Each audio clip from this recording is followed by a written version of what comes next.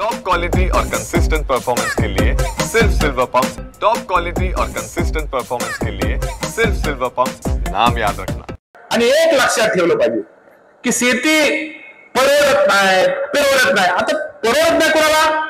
किशोरशेठ डांगरला शेतकरी शेती परवडणार नाही परवडणार। मुंबईला राहून नाही शेती परवडणार की जे बांधलेल्या शेती जे खरं। आणि ही गोष्ट आहे की कधी कधी अवकाळी पाऊस येतो, आपण त्याच्या शेतीवरती अनेक स्वप्न ठरवतो, तेव्हा अपडाऊन हे होतं।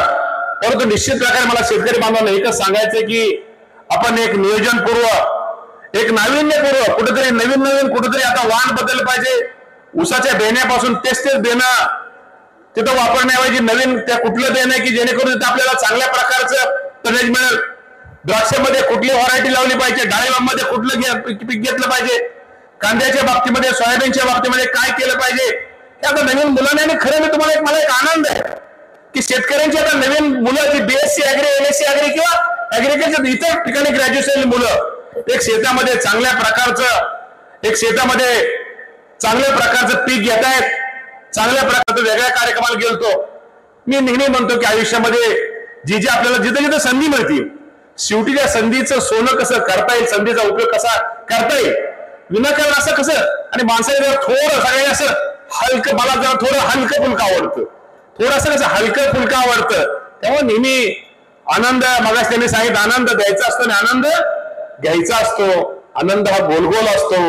नेहमी लक्षात ठेवा, आनंद जेवढा पुढच्या माणसाला आपण देऊ तेवढा आनंद उलटा धापट आपल्या कुटुंबाला मिळाल्याशिवाय राहत नाही।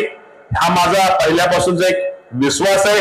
हा एक आनंद निश्चित प्रकारे वाटून घेतल्यानंतर किंवा दुःख, संकट, टेन्शन हे प्रत्येकाला आहे या जगामध्ये। सर्व सुखी असं कुणी नाहीये, प्रत्येकाला काय ना काहीतरी आहे। तुम्हाला वाटलं असेल आमच्या महिला भगिनीला काय त्या मंत्र्याची मजा आहे, काय जोरात आलंय, एकदम वाजून वगैरे फटाडून आले।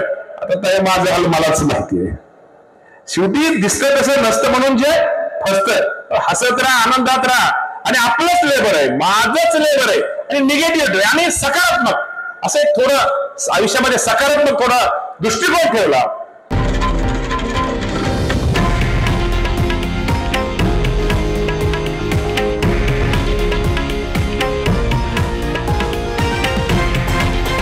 हे आहे देशातील नंबर 1 न्यूज नेटवर्क आणि आपण पाहत आहात TV9 मराठी, एकमेव।